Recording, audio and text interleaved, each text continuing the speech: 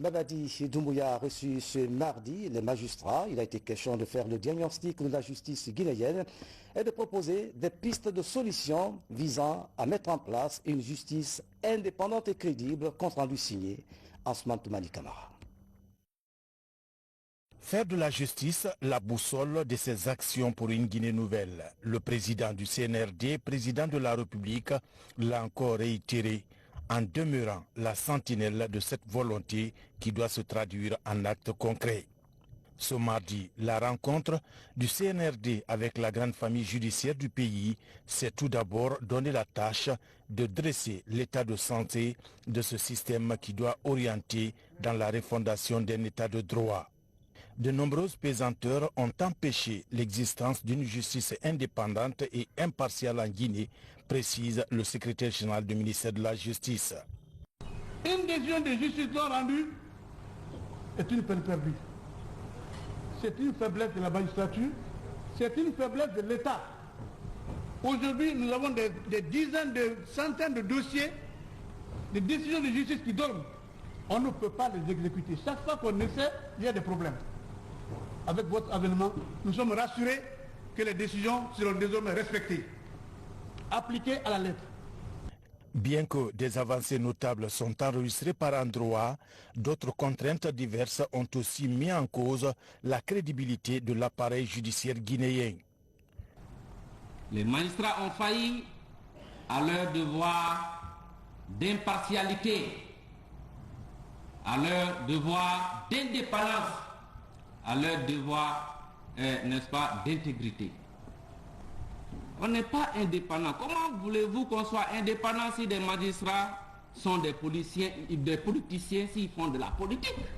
C'est pas possible. Le tribunal militaire est une institution nouvelle exerçant depuis 6 ans. Monsieur le Président, depuis 2 ans, le tribunal militaire ne siège pas en matière criminelle. Tout ça par faute de moyens. Le parquet général de Kankan couvre à la fois toute la Haute-Guinée et toute la Guinée forestière. Donc, le besoin de se déplacer régulièrement, de procéder à des contrôles, à des inspections, aussi bien des parquets d'instance du ressort, des officiers de police judiciaire, des maisons d'arrêt, etc., se pose avec acuité, Monsieur le Président. On ne peut pas faire dans un pays une justice à 2 vitesses. On ne peut pas nous obliger à faire arrêter et juger un citoyen à gauche pendant qu'on nous empêche, dans les mêmes circonstances de temps et de lieu ou de temps voisins, on nous empêche de faire poursuite, de faire poursuivre l'autre. Si vous parvenez, Monsieur le Président, à nous mettre dans ce prisme-là, j'avoue que vous allez avoir non seulement toute la magistrature guinéenne, mais aussi toute la population qui souffre de ces pressions exécutives et politiques. Sans parler du dossier du 28 septembre, si je veux être honnête avec ma mission de procureur de la République, ce dossier attend depuis 2017 d'être jugé. Depuis 2017, l'ordonnance de renvoi devant le tribunal criminel de Dixine a été rendue par le pool des juges d'instruction. Ce dossier attend d'être jugé. Ce dossier a besoin d'être jugé pour la conscience nationale. Les autres parlent de local, peut-être qui n'est pas bien entretenu. Nous n'avons pas. Le tribunal militaire est né devant nous, comme le tribunal de commerce. Ils ont trouvé leurs locaux. Mais les enfants, comme je l'ai souligné au début, ne constituaient pas une priorité. La multiplicité et la sévérité des sanctions contre les indélicatesses par le Conseil supérieur de la magistrature sont une indication de notre volonté de combattre vigoureusement à notre sein les manquements aux devoirs des magistrats et aux charges du juge. Mais le Conseil supérieur de la magistrature ne dispose pas pour le moment de moyens de lutte contre les ingérences et les pressions des autorités exécutives et politiques. Il convient d'y réfléchir. Ces journées de concertation nationale pour une transition inclusive et apaisée ouvrent la voie à un partage de vues sur les préoccupations de la Guinée. Le CNRD s'inscrit dans un élan de prise en compte immédiate des problèmes soulevés. Monsieur le Président, il est venu pour développer ce pays. On ne peut pas parler de développement sans paix. On ne peut pas parler de paix sans justice. C'est pourquoi il nous a dit que la justice sera la boussole pour son travail.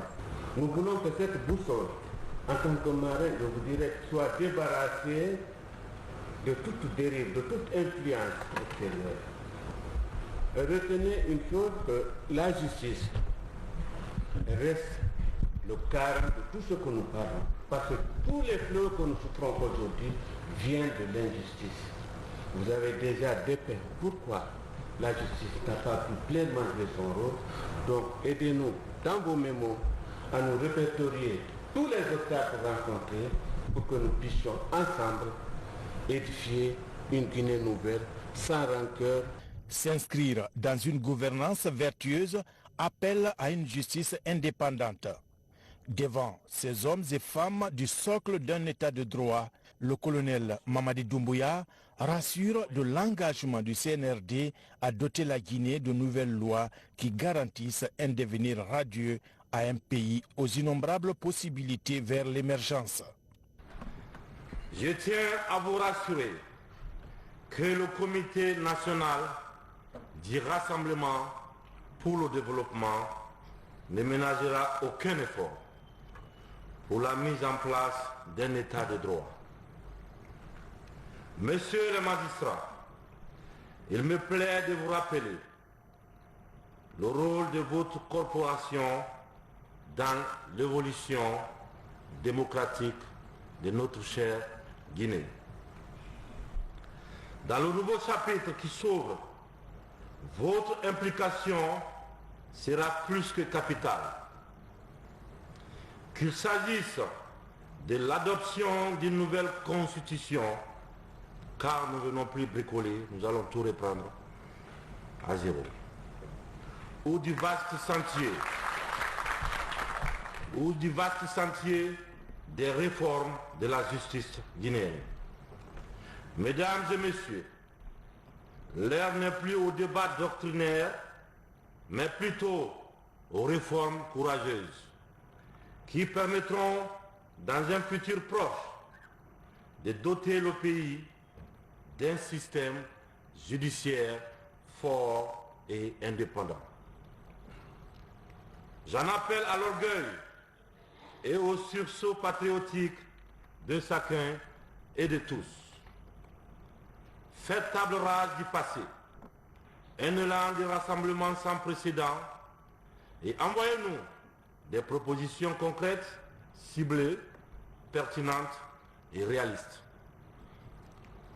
La justice de notre pays, plusieurs fois décriée, doit dorénavant s'impliquer activement dans la consolidation de l'état de droit, de la bonne gouvernance, la promotion des principes démocratiques, le respect des droits humains et la lutte surtout contre l'impunité. C'est pourquoi, ensemble, nous devons bâtir une justice indépendante, équitable, professionnelle, accessible, intègre et humaine, capable de rassurer la population, les investisseurs et lutter efficacement contre la corruption qui mine notre chère patrie. Le Comité national de rassemblement pour le développement mettra tout en œuvre et ensemble pour assurer l'indépendance de notre justice.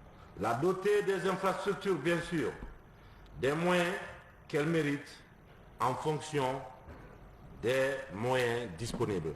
Et je vous dis, réfugiés, et ne cédez surtout pas. Je pense que le gendarme, le policier enquête, la justice juge, tout simplement. Mais des fois, la pauvreté indigne. Donc, sachez quand même que nous allons dépersonnaliser la gestion de notre pays en mettant en place des institutions fortes, Et je vous rappelle encore une fois que nous ne venons pas colmater les braises ou bricoler. Nous venons pour refonder et en laissant à nos enfants et à nos petits-enfants un système capable de les unir et de les rassembler. J'espère qu'ensemble et en parfaite communion avec tous les acteurs de la justice que vous êtes, à côté de nos partenaires techniques, le système judiciaire va opérer un changement majeur et assurer sa noble mission. Dans le processus d'édification de l'état de droit dans notre pays. Et je vous demande, soyez fermes et justes à la fois. Que Dieu bénisse la Guinée et les Guinéens. Le pouvoir judiciaire indépendant de l'exécutif, des influences politiques, pécuniaires ou régionalistes, les attentes sont nombreuses. Dans le même registre des concertations pour une transition inclusive et apaisée, le président de la République, chef de l'État, a échangé également avec les ordres nationaux, des experts comptables, des architectes, des ingénieurs et des promoteurs immobiliers. Des grandes difficultés qui assaillent ces entités ont été soulevées. Lieutenant Seko Kamano est correspondant de la presse militaire.